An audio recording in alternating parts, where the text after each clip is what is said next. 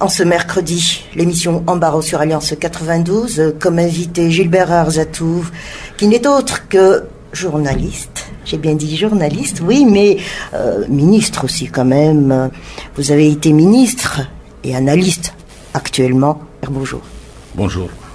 De la situation actuelle, pessimiste, vous l'êtes? Moi, pas tout à fait. C'est pas bon d'être trop pessimiste. Il faut chercher la solution pour sortir de ces marasmes, de cette situation de délabrement. Et en tant que nous, les journalistes, on parle toujours que les journalistes ce sont des leaders d'opinion par excellence et des faiseurs d'opinion aussi. Donc c'est à nous d'orienter les débats vers la sortie des crises. Parce qu'on n'est pas encore sorti de la crise alors? Non, pas encore. Pas encore, on est loin de cette sortie de crise. Justement, vous avez utilisé le mot marasme, crise. Exactement. Est-ce que tu vois que la situation, qu'est-ce qu'on voit actuellement quand on observe la situation à Madagascar en général? C'est la pauvreté généralisée, l'insécurité galopante, la corruption en chaîne est presque généralisée dans tous les compartiments de la vie nationale. Et quoi d'autre encore? Donc ça veut dire quoi? C'est l'absence de vraie autorité de l'État. Ça s'explique par l'existence partout de foyers de tension. À l'exemple, les vindictes populaires qui émergent de partout. Donc nous sommes dans une situation inexplicable. On est au bord du chaos. Si on n'arrive pas à mettre un cran d'arrêt à ces différents facteurs qui nous mènent directement vers l'enfer. Quel cran d'arrêt? Quel cran d'arrêt? C'est à tout le monde de voir ça. Il faut d'abord que l'État, qui détient le pouvoir, et qui a le pouvoir régalien, qui a le pouvoir de décision, et qui gère le pays dans son ensemble, fasse preuve d'une reconnaissance d'une certaine situation qu'on ne peut pas gérer qu'avec une solidarité nationale. Ça, c'est d'abord très important. Parce que ce qui se passe actuellement, c'était une sorte de rapport de force de faible. C'est au niveau de l'État, c'est dans le cercle du pouvoir. Ils ne peuvent pas avancer, ils n'ont pas de solution, ils ne peuvent pas aller vers les réformes que les circonstances obligent, que les conjonctures obligent, que le contexte oblige. Au-delà du cercle du pouvoir, c'est-à-dire au-delà de la barrière, l'opposition n'a pas la force aussi de renverser la vapeur. Je dis bien renverser la vapeur. Parce que depuis toujours, quand il y a une situation pareille, il y a toujours des mouvements populaires partout. Les forces de l'opposition ont toujours essayé de chercher à renverser cette vapeur, mais ils ne sont pas arrivés. Vous voyez, par exemple, au début, ils ont dit, bon, démissionnez-vous. Deuxième étape, ils ont crié scandale, ils ont dit, bon, on va les dégager de là, avec les Mtsangan Malgache, levez-vous, etc. Et maintenant, qu'est-ce qu'ils cherchent? Bon, on va gérer les pays ensemble. Donc il y a une évolution sinueuse de comportement de l'opposition qui ne donne pas une visibilité à l'opposition. Ils sont dans une situation très nébuleuse qui fait que l'opinion publique ne comprend plus. Si elle veut comprendre aussi cette opinion publique, étant donné qu'elle est fatiguée. Oui, exactement, parce que l'opinion publique est aussi dans sa léthargie, c'est dans leur fatalisme total, parce que depuis toujours, depuis l'indépendance, en 50 ans d'indépendance, nous avons toujours, je dis bien nous avons, parce que les intellectuels, les faiseurs d'opinion, etc., font partie aussi de ces gens qui ont rencontré des échecs. Moi, je dis bien, c'est une responsabilité de tout le monde. Donc, c'est ces gens-là, la population en général, surtout la grande majorité de la population, ce qu'on appelle la majorité silencieuse quelquefois, c'est ces gens-là, ils n'ont rien à espérer. Ils n'ont rien à espérer. On gère son quotidien. On les a, oui, exactement. On a besoin d'eux quand il y a de l'élection, point c'est tout. Et quand il y a un discours politique, quand le président de la République s'adresse à eux, on dit toujours, chers compatriotes, là, c'est le seul moment où ils sont considérés. Le reste, c'est fini. Donc, il y a des gens, des citoyens de première zone, de deuxième zone, de troisième zone, et il y en a aussi d'autres. Et ces gens-là, ils sont livrés à eux-mêmes. Ils sont livrés à eux-mêmes. Donc, ça veut dire quoi? Ça veut dire, c'est l'essence même de l'État et de la nation, que je ne dis pas bafoué, qui est mise à mal, quoi. C'est l'essence même de l'État et de la nation qui est mise à mal. Dites-moi, Gilbert Arzatouv, je me tente de dire ce mot, Il y a donc une culture de médiocrité. Médiocrité par la force de choses.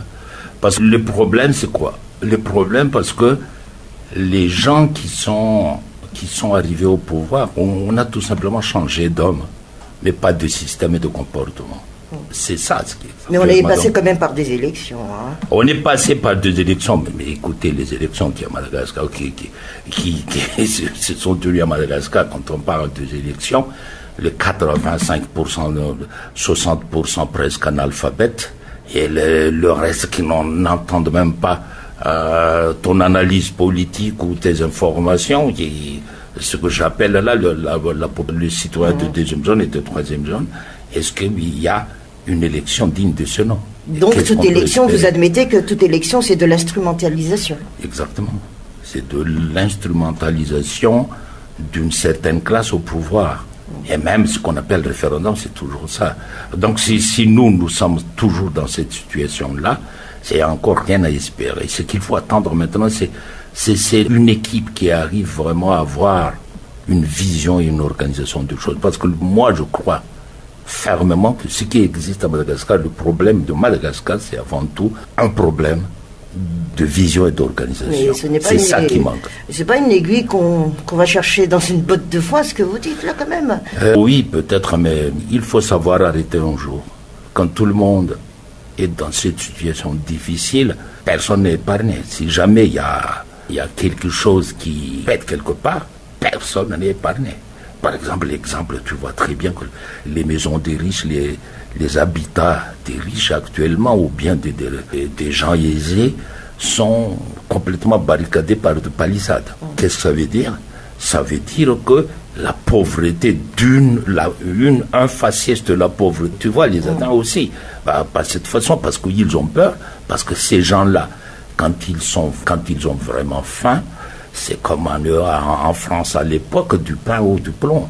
Donc ça veut dire il y a de vandalisme, et si jamais il y a un point d'éclatement dans cette crise, si on n'arrive pas à gérer ça à temps, parce que c'est vraiment le moment actuellement, ça va être à la dérive, ce sera vraiment un pays à la dérive, hein, et ça fait peur. Oui, mais il y a un autre fait aussi, on dit qu'il faut avancer, on vous écoute, d'ailleurs il y a une émission au niveau de la présidence, le président parle au peuple, mais économiquement on dit qu'on peut aller encore mieux si on travaille ensemble, mais en même temps on va sortir aussi une nouvelle monnaie. Si on travaille ensemble, c'est une façon de dire des dirigeants depuis toujours. Ça veut dire quoi? Ça veut dire ils se dédouanent de ce qu'ils n'arrivent pas à faire.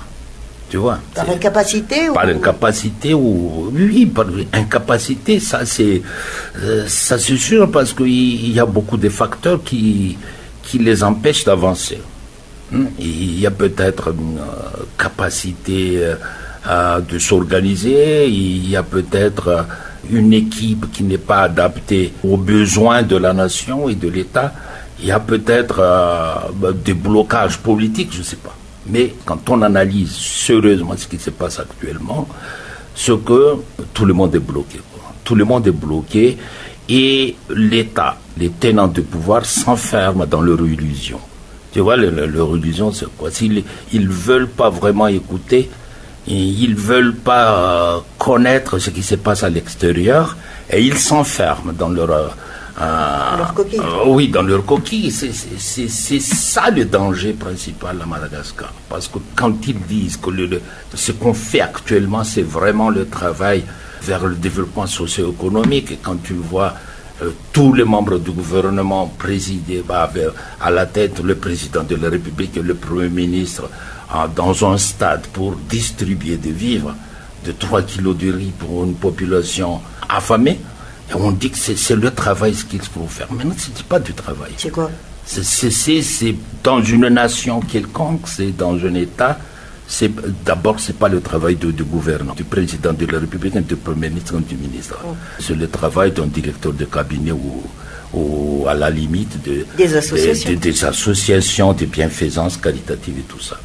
Mais le président, c'est quoi? C'est la grande vision, c'est les infrastructures, c'est la grande politique économique, c'est la politique financière, c'est la diplomatie, c'est tout. Donc, vous voyez, on descend trop bas. On est dans un système très populiste actuellement. C'est comme si vous disiez qu'on gère une épicerie, là. Oui, exactement. On gère un détail futile qui doivent être gérés par les autres, par les subordonnés, quelque part.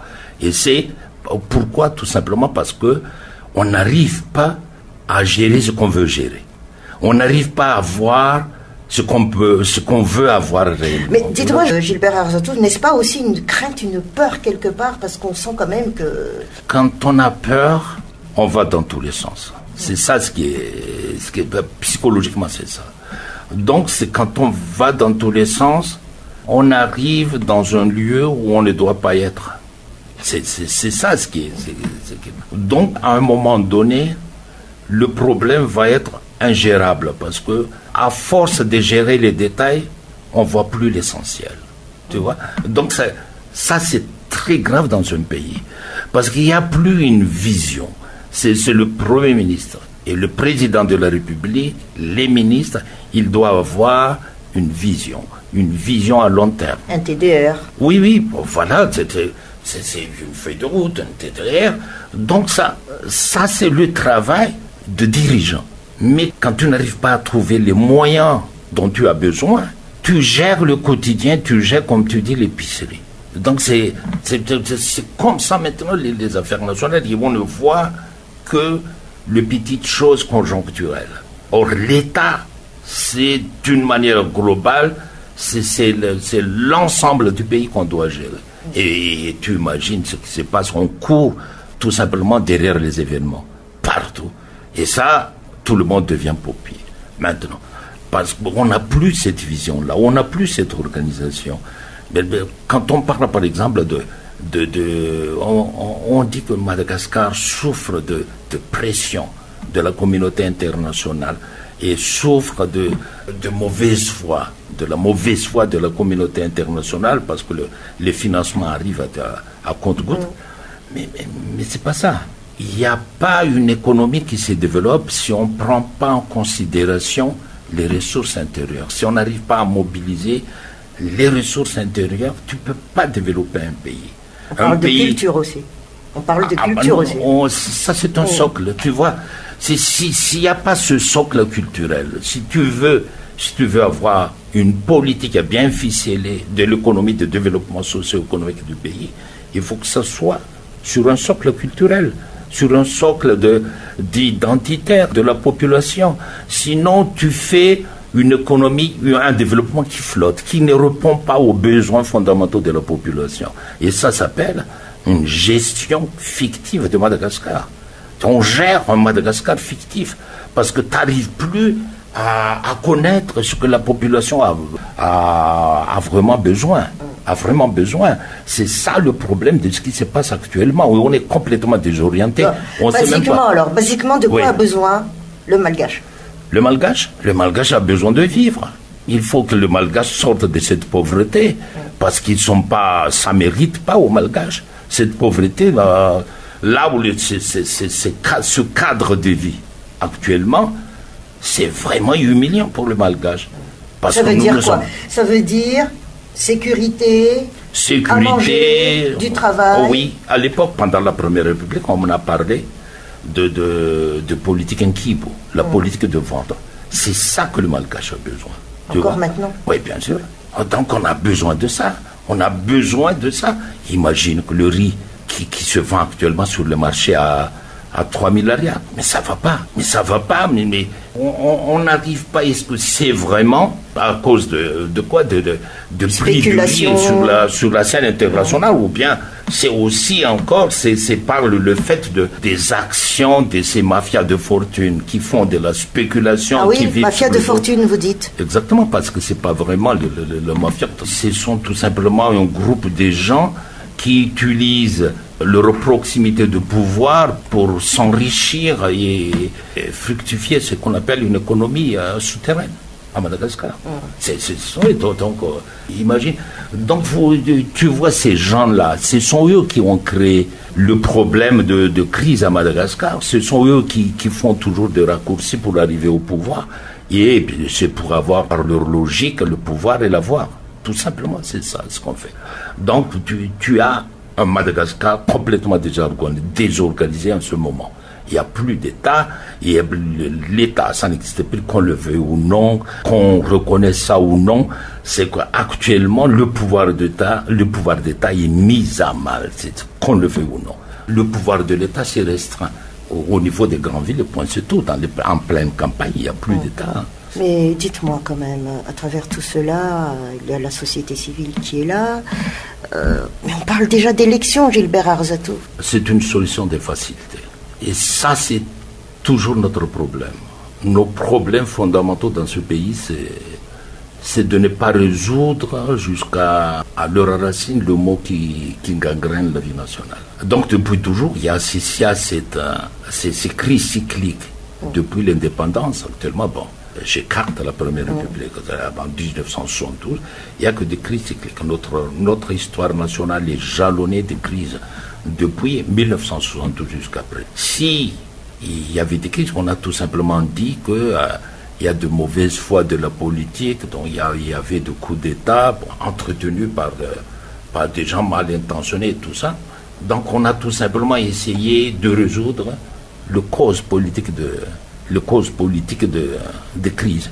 Donc on a tout simplement essayé de mettre sur une table ronde les acteurs politiques. On a dit voilà où on va faire ceci, une transition qui n'appartient à personne, donc tout le monde est là et après on va vers les élections. On change tout simplement des hommes. Et on n'avait jamais changé ni les systèmes, ni le fond de problème, ni trouvé la solution idoine. Donc notre problème actuellement, c'est d'avoir tout simplement résolu le problème d'une manière superficielle, sans avoir à aller vers le fond de problème. Le fond de problème, c'est que la crise à Madagascar est mal identifiée. Donc quand il y a une crise mal identifiée, ça veut dire qu'il y a une solution mal adaptée aussi. Donc le problème, c'est ça devient un cercle vicieux infernal pour Madagascar. Mais le résultat il est là actuellement. Ce que nous voyons là actuellement, c'est le résultat de ces crises mal résolues. Donc il y a une stratification des crises. Il y a d'abord les crises de 91, de 92, les crises sociales, tout au long de tout ça, ce qu'on appelle alors les crises conjoncturelles, les crises structurelles, et tu vois des strates solidifiées par le temps et par les événements, qui est très difficile à résoudre actuellement. Donc si le Fanzakan tout simplement veut chercher tout seul cette solution-là, il s'en sortira jamais. Mais dites-moi par rapport à la situation actuelle, il y aura donc, d'ailleurs à partir de demain, 8 et 9, les magistrats... Donc, la grève, tu dis. Voilà, oui. Okay. À votre avis, que doit faire l'État? L'État? La grève d'abord, c'est la manifestation de mécontentement, c'est l'expression de malaise social, de malaise social qui prévaut dans le pays. Quand on parle de syndicats, ça veut dire qu'il y a des problèmes sociaux. Mais les syndicats ne voient que le problème qui les touche vraiment. Qui les touche vraiment. Mais ce problème-là est quand même le corollaire de problèmes d'une manière générale de Madagascar. Donc ça ne se résout pas d'une manière très sectorielle, comme ça. Mais le problème des magistrats, c'est un problème global de Madagascar. Le problème des magistrats, c'est quoi? Ce qui fait râler le magistrat, c'est l'interférence trop grande de l'État dans les affaires judiciaires. C'est ça, je crois. Donc, tu imagines, si ça ne se résout pas d'une manière sectorielle, le ministre, il demande au ministre de résoudre ce problème, au président de la République de faire une déclaration. À partir de ce moment-là, on n'entre plus dans vos poulaillers, donc on n'entre plus dedans. Voilà, c'est ce que veulent les magistrats. Mais ça qui est pas comme ça. Ça qui est pas comme ça. C'est un grand ensemble qui est malade. Si tu essaies tout simplement de cicatriser une partie du corps malade, ça va revenir toujours, ça va se Oui, mais le problème là, Gilbert Arzatou, ce sont quand même, il y a des noms qui sont proches du pouvoir quand même, qui sont mis en cause aussi quelque part, qui a peut-être aussi déclenché les choses. Oui, parce qu'il y a c'est pourquoi je te dis, c'est un problème général. Un problème général parce que l'État, je crois que tu fais allusion à l'affaire à Madame Claudine. Donc l'affaire Madame Claudine, c'est quoi? C'est au début, c'est déjà un imbroglio politico-judiciaire.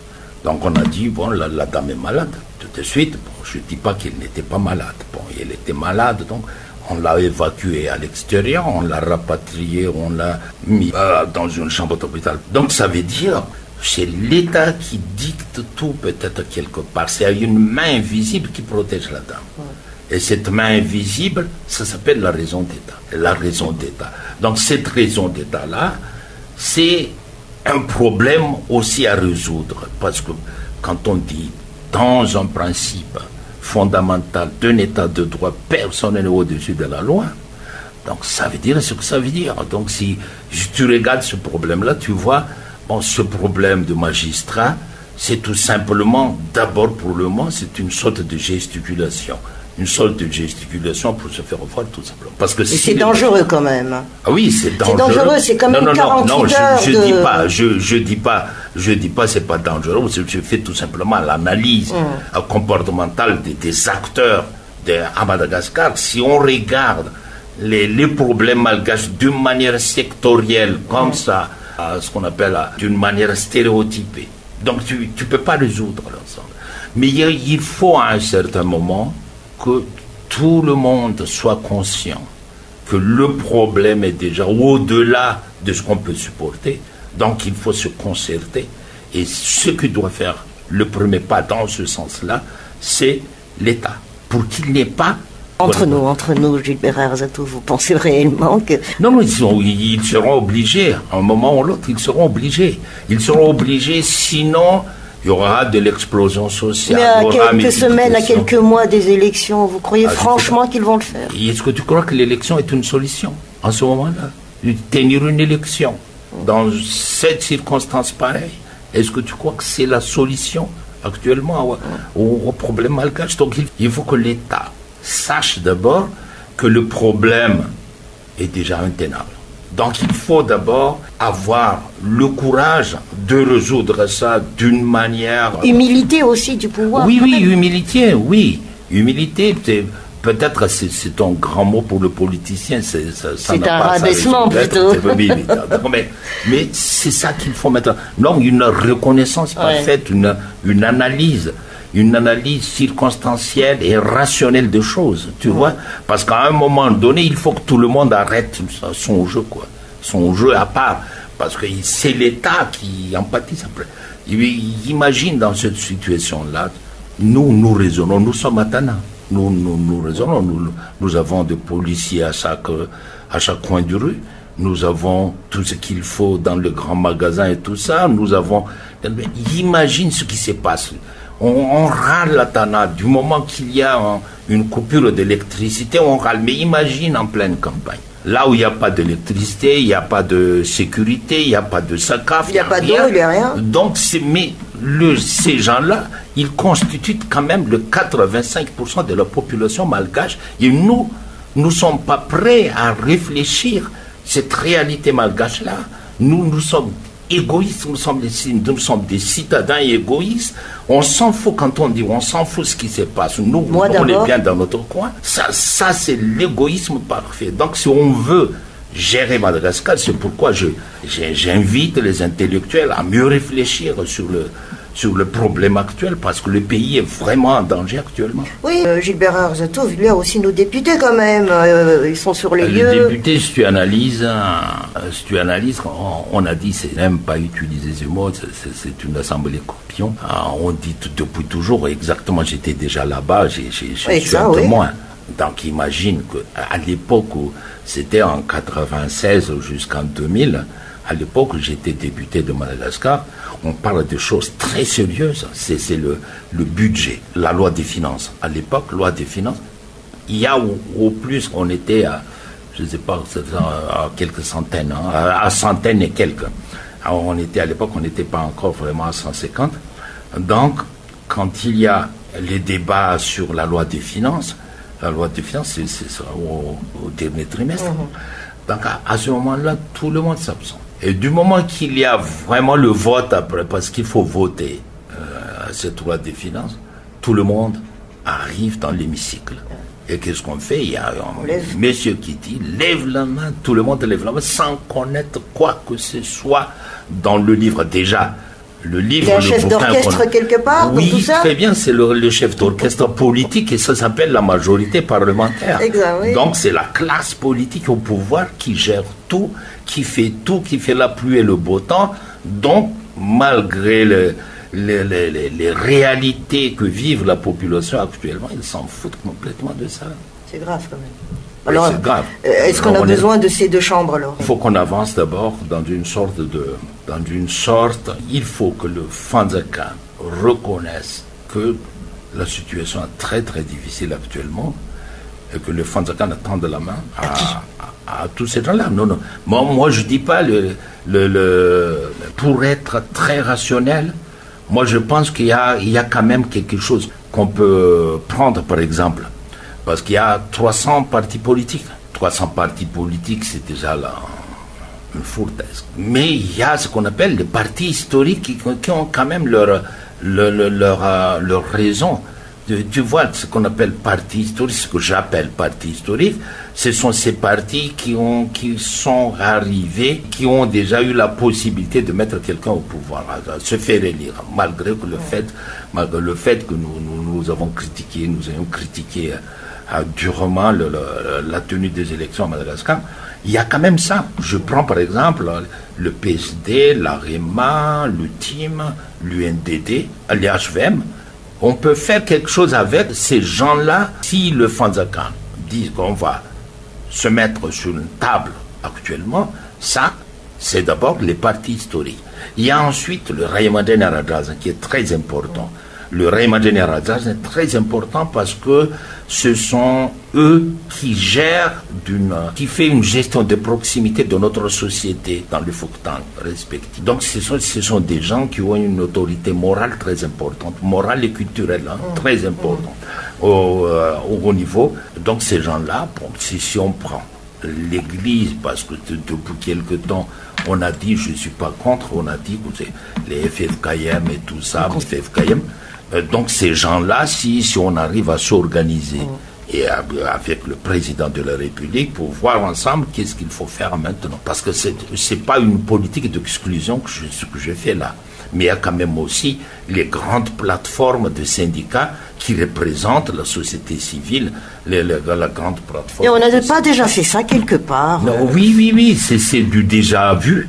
Mais il faut qu'on fasse ça actuellement parce que personne, même l'opposition, si l'opposition arrive au pouvoir, ils n'auront pas les moyens de résoudre ce problème. Le pays est déjà dans une situation très très difficile. Donc il faut au moins savoir arrêter ce que j'appelle là, je répète, un cran d'arrêt à cette situation dangereuse et explosive. Parce que si jamais nous ne trouvons pas ce cran d'arrêt, ça va aller vers un point d'éclatement que personne ne peut maîtriser. Et imagine, Prisca, qu'en ce moment-là, il y aura une certaine explosion sociale quelque part, qui aura comme levier mécontentement populaire ou vindicte populaire, ou bien vol de buts, etc., etc. Tu ne peux plus maîtriser ça. Ça va être une crise vraiment sécuritaire généralisée dans tout Madagascar. Donc on va devenir aussi comme le Mali ou autre chose. On va s'entretuer, vous voulez dire? À ce point-là quand même? Eh bien sûr, mais on s'entretue déjà. On n'a plus de valeurs. On a perdu les valeurs? On a perdu des valeurs. Autrefois, on ne touche pas à la vie. Non, tu connais très bien. Tous les jours, on ne parle de ça dans le journal. Et les journaux, quand on parle de journaux ou des organes d'information quelconques, ce sont les grandes villes. Imagine le nombre de morts par jour en pleine campagne à cause des actes de banditisme. Des actes de banditisme partout dans tout Madagascar, imagine. On peut faire des projections. Donc, tu imagines les dangers qui existent actuellement. Et si jamais il y a ce point d'éclatement qu'on peut éviter à tout moment, donc c'est avec la bonne volonté des acteurs politiques actuellement, donc ça peut résoudre, au moins amortir la crise. Et à partir de là, il faut vraiment tout organiser et avoir une nouvelle vision et un nouveau départ, parce que nous ne sommes pas quand même, la population malgache n'est pas quand même des damnés de la terre. Donc on n'est pas quand même des damnés de la terre. Il faut que les dirigeants, avec les acteurs politiques majeurs, dont j'ai parlé tout à l'heure, trouvent maintenant une certaine situation. On a des anciens présidents de la République élus. Il y a Ratik encore qui est là, il y a Zaf qui est là, il y a Ravalman qui est là. À un moment donné, il faut qu'ils se concertent. Si Radjorar Mapian ne veut pas se concerter avec les autres partis politiques, au moins, il y a ce Raymanden-là. Il y a ce Raymanden-là, ils ont l'étiquette de Raymanden quand même, ils ont déjà dirigé ce pays. Donc, ils ont le devoir et l'obligation de chercher cette solution, mais pas une démission. C'était l'embarras de Gilbert Arzatouf.